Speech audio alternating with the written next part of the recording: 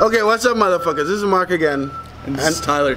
Yeah, so Tyler again, link above. I'll put the links to the videos that we did before. We just spoke about his strategy, but I want to talk about, we did like the day before you came, I did a video about should you quit your job to dropship, right? Yeah. And Tyler was able to quit his job and dropship on eBay and Amazon. Anyway, so you talk. So yeah. What did you do? How old are you? I think we did this before, but we're doing it again. How old are you? What did you do before? Where are you from? How long it take to quit your job? And then... Yeah, so I'm 25. I'm from Charlotte, North Carolina. I wish I was fucking 25 dropshipping. Go ahead. I'm 35 today. That's fucked. So I went to school, got a finance degree. When I got out, I started working in the finance industry as a financial analyst. I actually went to 3 different companies in 3 years. I was never actually like happy at my job. So what, in private equity? What? Yeah. So the first job, I was a sales analyst for a startup company called B2R Finance. Okay. They did loans for landlords. So people would send in their rental portfolios. I would analyze the rental portfolio and decide, you know, how big of a loan could we give them, and then send it on to the next person to get it approved. Okay. Then the second job, I worked at Extended Stay America, the hotel chain, and I was a financial analyst for them underneath the in the Treasury Department. Okay. Our financial planning and analysis. And then the last job I had before the one that I quit for dropshipping, I was buying residential properties that we were going to turn into rentals and hand over to a real estate investment trust. So I've always, so I had 3 like really, I guess what you would call, you know, like respectable jobs that paid well. Right. But it was just, the desk job just wasn't for me. Like, I thought I wasn't happy at the company. I wasn't happy working for somebody else sitting at a desk. And so like anyone that finds themselves kind of jumping from job to job to job, I guarantee you that's your problem, is like, you're not happy at like in your industry. It's not really, you know. Yeah, like what you're doing every day. Yeah, and like, I never saw that until I started doing dropshipping and I quit my job, and then I reflected back on it and realized, yeah, that was the reason. But anyway, from the time that I started dropshipping last year in January at the very beginning. It was kind of a New Year's resolution for me to figure out a way to make money online and like, be able to quit my job. And actually after 6 months I was able to do that. I put in so much work though. Like if I had a family, my girlfriend, she was in physical therapy school, so it's like I was basically like by myself doing this. Yeah. So if I had a family or anything like that, there's no way I could have done it, or I couldn't have done it as quickly. Sorry, I could still do it, but basically what I was doing, I was waking up, I was getting on eBay listing, and then I would go home for lunch because I live right near the office. I would list during lunch and like take care of customer service, and then when I got back, I would go to the gym for an hour, and then I would be on my computer till 3 or 4 in the morning, every single night for 6 months. For the first 3 months, probably that was, and then the last 3. I mean, you can't do that for 6 months. Yeah, you can't. But that's basically what it took. I mean, it's not hard to do this. It's more about the difficulty comes where, are you going to stay focused? Are you going to put in the work? Yeah, exactly. So anyone can do it that has the right mentality to do it. And then so you did that for 3 months, but how long did it take to like get your first sale? Where did you start? Did you start with David Vu first? Yeah, so I started with the David Vu method first. I found that on Udemy. It was like a $10 course, so of course, you know, you're gonna buy it. It's like, I've said this before, it's outdated now, but yeah. So my first sale, I made like 25 cents. It was like a really cheap item from Bed Bath & Beyond. Right.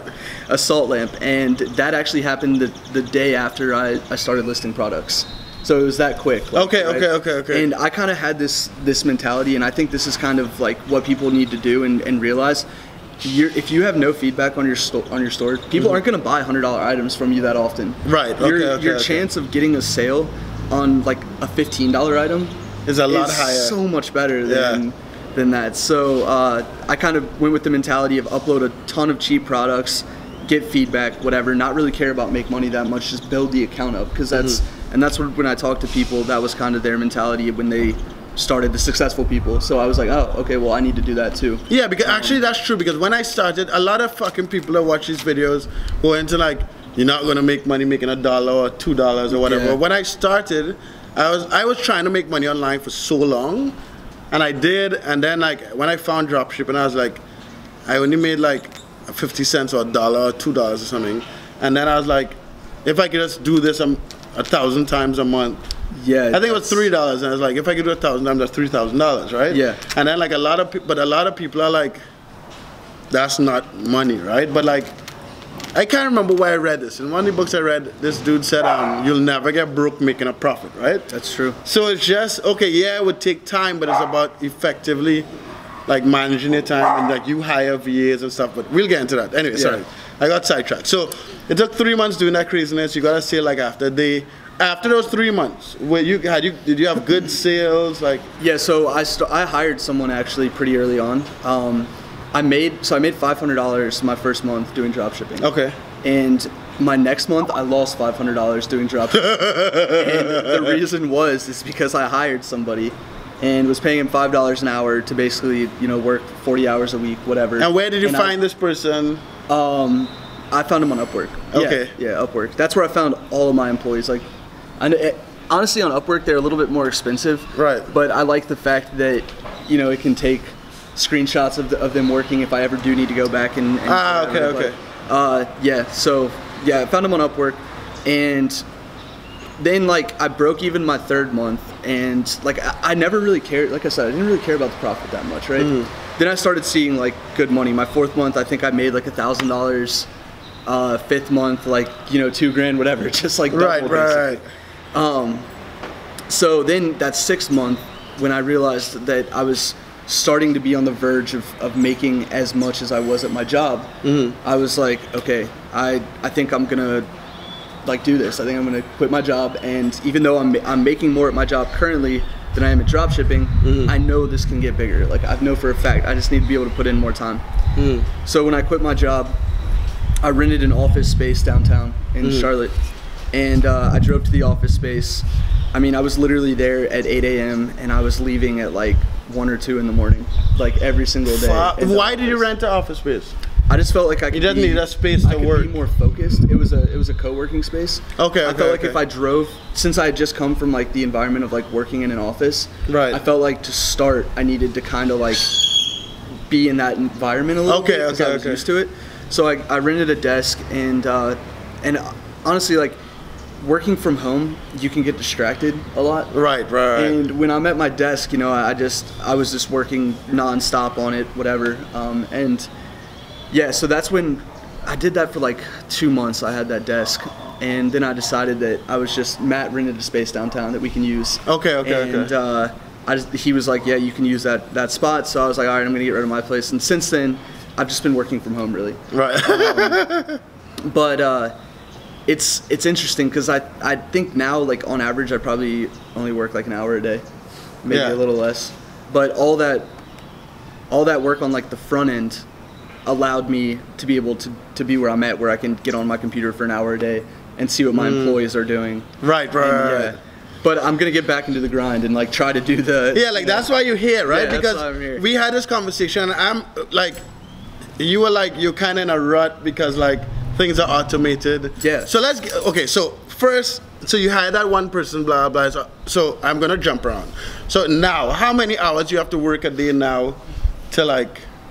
Yeah. So basically, the only thing I work on is cases and some returns that are like more complicated, but yeah. So like that hour is just focused on those things, and that's pretty much it. I mean, I probably get like 5 to 10 returns opened a day, and I have like 3 to 4 item not received cases a day, I'd say. Right. Okay. Just from like Walmart canceling orders or Amazon, something happening. One second, Nelson, do me one favor. Can you tell them the same thing I said. There's a guy for the La Camioneta. Yeah. Tell them I'll call her because I didn't have time to go to the bank yet, and I have a couple things to do, so I still need like 3 hours. Okay. Just tell her we'll call her like lunchtime to come back or something. Okay. Yeah. Right. Yeah. So yeah, that was where were we? Lost my train of thought. All right, I was asking you how many hours you work every day and what you work on. Oh yeah, so like just the cases issue, and that takes up about an hour of my time. Sometimes, yeah.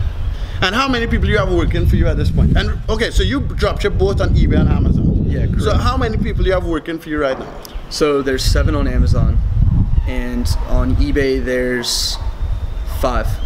And it was more than that, but I actually cut down my listings team because I got rid of Home Depot and Lowe's as a source, and I only now have Amazon and Walmart. So I cut down my team a little bit. So I just wanted those of you guys watching this understand that this motherfucker is only using Amazon and Walmart as sources. Yeah. And I say that because a lot of people, like I know someone who only used Kmart. When I first started dropshipping, I only used Walmart. And a lot of people, especially some of the international guys, complain like they can't make money because they can't use all these sources. No. You don't have to use all these sources to make real money, right? I think you're gonna end up hurting yourself the more sources you try to use. Like I think having, you think so? I think having a few really good sources really allows you to scale up the quickest. Yeah. They're less variable. If you train your VAs, you know, you have to have like a VA for each sort of like source. I feel like, or like train one, because you know you're gonna have returns from that source. You're gonna do order process from that. You're gonna have like emails from that source, and then that's, you know, for every single source, you have to teach them the process. On most VAs are smart enough to where they can figure it out, but at the same time, but still, if you're talking about scaling. Okay, so this is the thing, and this is, so you've scaled to insane amounts of small margins, right? And like business generally, every business has like all these variables, and the quicker you could get control of all the variables is the quicker you could scale, right? Because you just duplicate stuff. That's true. So it's interesting that like you've broken it down to only Walmart and Amazon. You make pretty low margins on the front end, but you were able to scale and just hire and just keep going. Yeah, exactly. What brought you to that point? Like in the sense that like, okay, you hired someone really early.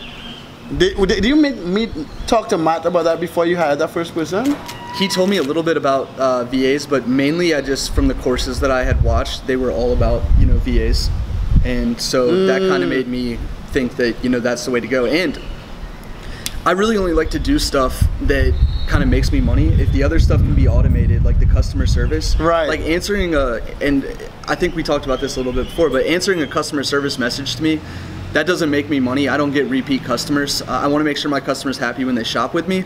But like if someone asks about a question about an item or something like that, I found that like, you know, that's just a waste of my time kind of. So I'd rather, you know, outsource for that and focus on the things like the business development that can make me money, which is like when I say business development, I mean like strategy and softwares used. Right. So I was always experimenting on kind of like what the best process is, not really like focusing on the process at the time. Like I would do one process, teach it to the VA.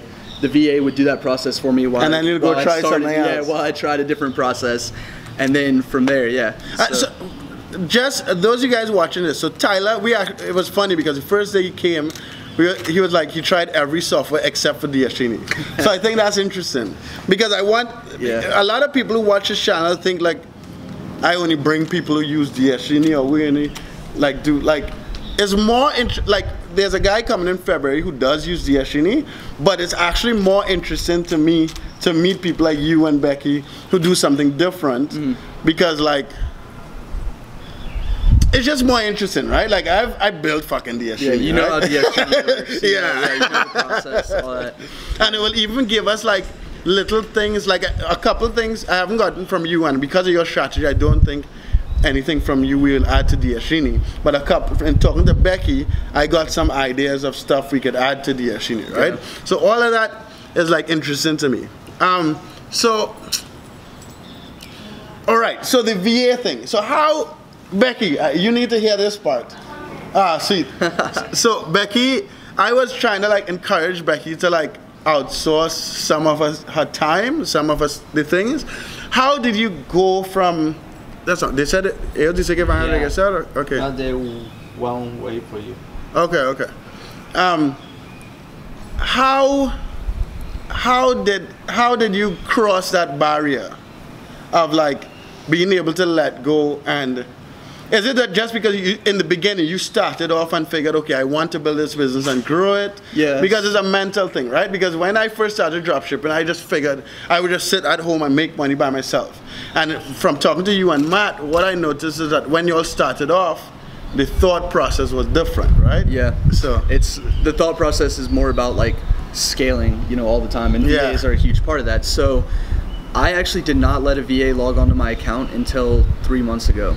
So before that, what I did is I had like software barriers. Right. So, like the softwares I use, the orders show up in there, and then they can find the source from that or whatever. Yeah. Or I would download I have like a Google shared sheet. I would download all the orders for the day and then I had an Excel file I would run, and it would like put a link. It would put like the person's name, address, phone number, whatever, all the stuff they needed for the order, and the link to the item on Walmart or whatever. So I would put that in the Google spreadsheet, like copy that from my Excel model, whatever, put it in the Google spreadsheet, and then that person could go, and we had like needs to be ordered tab and then like ordered tab, so like. Right. We can see which ones he hasn't, which ones he hadn't done, which ones, have been done, and then like the order number in case anything happened and we needed to go back and look at the order number. Right. Yeah, because in DShin we pull all that data also. Yeah. So that was like my barrier for that, right? And I was doing customer service still till that point 3 months ago. Now I'm getting like 150 to 200 messages a day between my main accounts. So like I can't do that. Like that's just way too much time for me. Maybe even more than that. I haven't checked recently, but yeah. Basically what I did is I just hired someone from the Philippines, let them do orders and listings for like a week, just to make sure they were trustworthy, knew what they were doing. And this, like I said, this was 3 months ago, and I decided I needed this customer service person.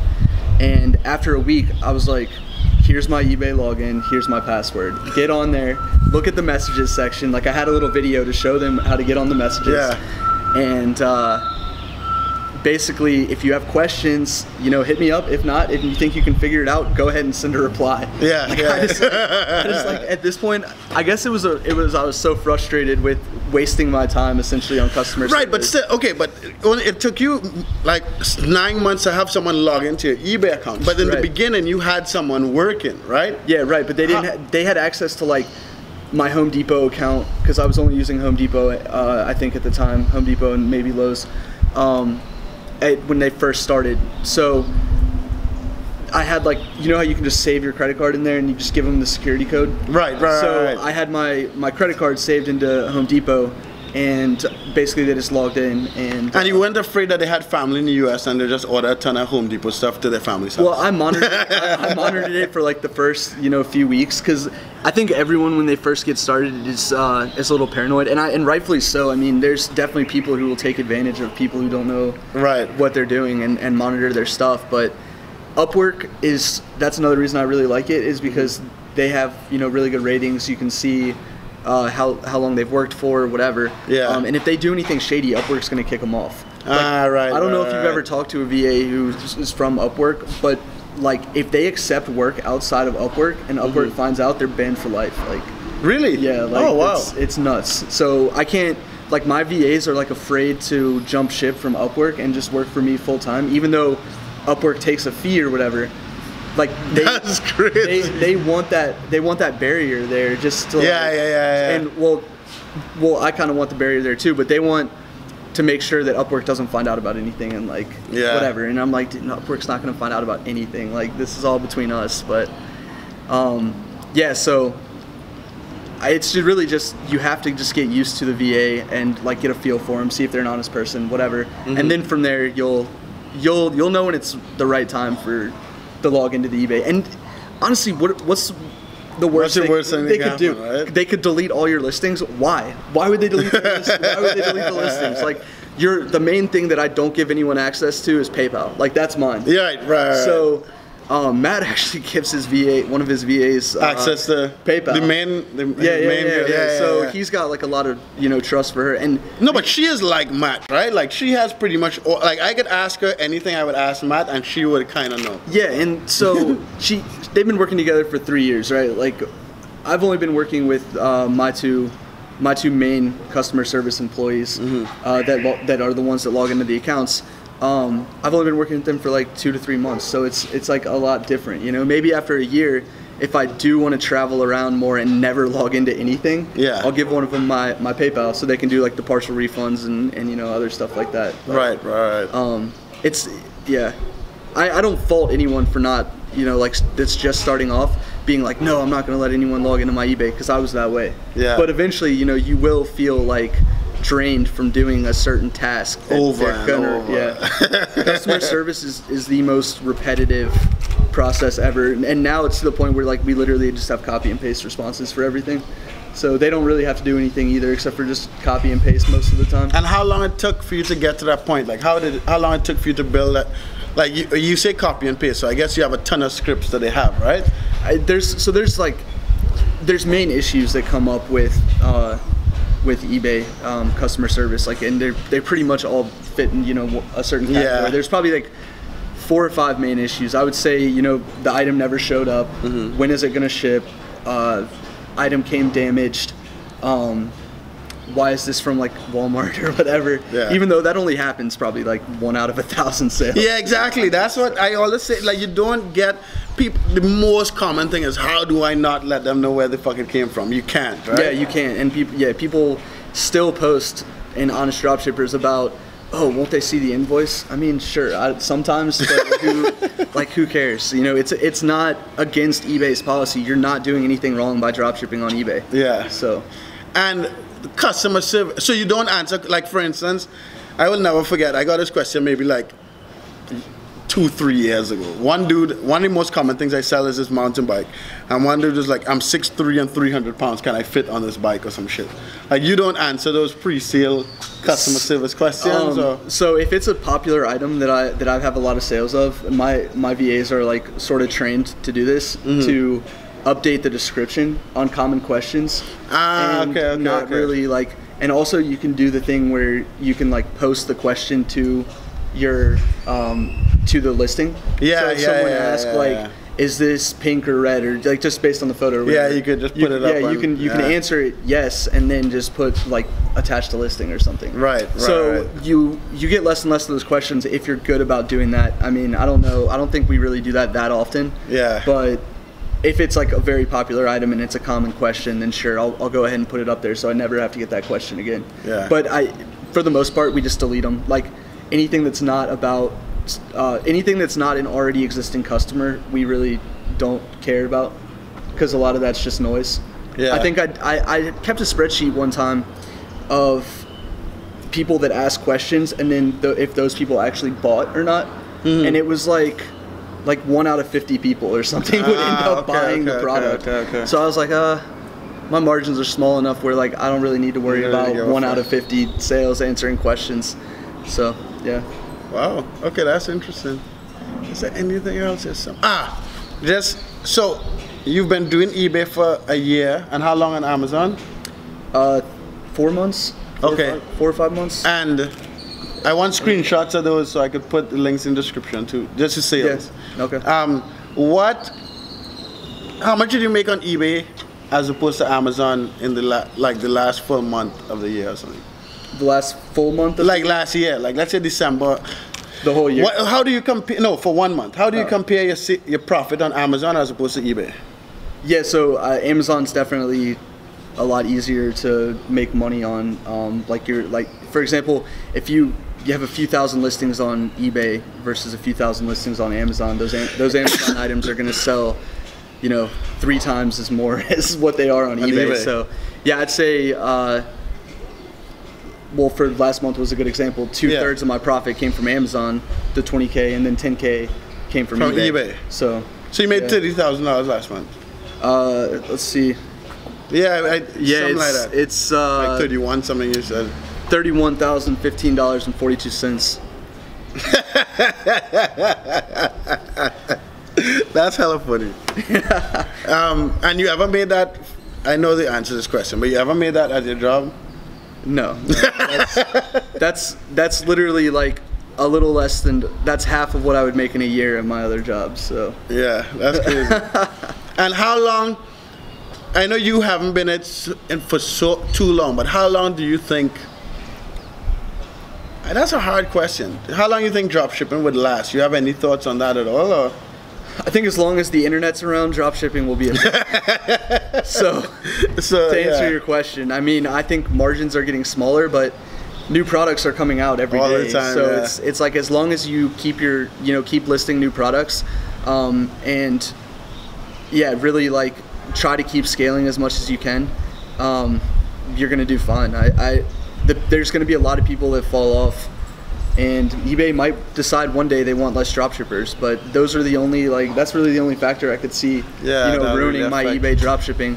Amazon is a little bit different. I feel like right now they know. They have to know. They know, because like the only place you can get the mainstays products are like whatever is like Walmart. Yeah. Like the Walmart mainstays in particular is like or like like Hyper Tough tools or something. Like nowhere sells those except for Walmart. Yeah. So how is Amazon? They can't possibly think that like that you just go into Walmart buying all this stuff. Yeah. Oh yeah. So they know. So they're kind of turning their head right now at it and not really caring. But we'll see. I mean, I think everything will stay the same. They make too much money from dropshippers. And yeah, because you like Matt alone selling like 8 or 9 million or something. That's crazy. Yeah, Amazon makes as much or more as we do. Like so it's crazy. That's eBay makes a little less than I do for my dropshipping, and that it used to piss me off when I first started. Yeah. But then I was like, And you just gotta look at it like marketing costs. There's no way you could drive as much traffic for as cheap as it is. Yeah, exactly. To get these sales. So yeah, so don't complain about eBay or Amazon fees. you'd be spending that money on Facebook way more. Shopify. Because when you look at the fucking Honest Dropshippers group and people post about the Shopify shit. Oh yeah. It's just like someone posted this morning, he spent like $50 and got no sales. Yeah, and like so I've talked to some people who do Shopify, and they're in like groups like the Honest Dropshippers, but it's like smaller groups. There's people spending $1,000 a day on ads, and it's like I can't even imagine. I don't think you could. I told you I used to run a couple Shopify stores, right? And even on those tiny niches, the minimum I was spending a day is like $200. Yeah, wow. You know what I mean? Yeah. And for someone, I only did that after I made money dropship on eBay. But like, if you have no money, right? Yeah, it's gonna be hard to start. If I had $200, I'll quicker go play poker. Yeah. I would spend $200 on fucking Facebook ads. Yeah, and that's so I kind of rank like the 3 sites in like, toughness to get into. eBay is definitely the easiest, then it's Amazon, and then it's Shopify. So if you're gonna try to do Shopify, start with eBay, then Amazon, and then fuck Shopify. Yeah, that way you could have some money saved. And I didn't tell Tyler this, right? Like, I talked about this in a video before, but I agree with you because eBay, like if you have no money and you want to make some cash to start going, like that's how I started. I just never stopped from eBay. Yeah. Right? And like a lot of people ask me why I don't scale my dropshipping business. I just don't like it enough to like. Yeah. I wouldn't be able to post as many videos that I do if I spent the time. That's true. Scaling. You're more about like helping other people get started now, which is awesome, but yeah. Yeah. What else? Any other questions you think, Becky? Huh? Okay. So Tyler will be here. So you're here 2 days so far. You'll be here for like 9 more days. Yeah, January 20th is when I. Right. So hopefully we can do a couple more videos, and I'll. If you guys have any specific questions for Tyler, please comment on the video and ask whatever, right? And hopefully we could cover it and maybe do some more videos. And then, have you traveled a lot since you've been dropshipping? Inside the U.S., like yes. Yeah. But this is my first time outside of the U.S. since I've been dropshipping.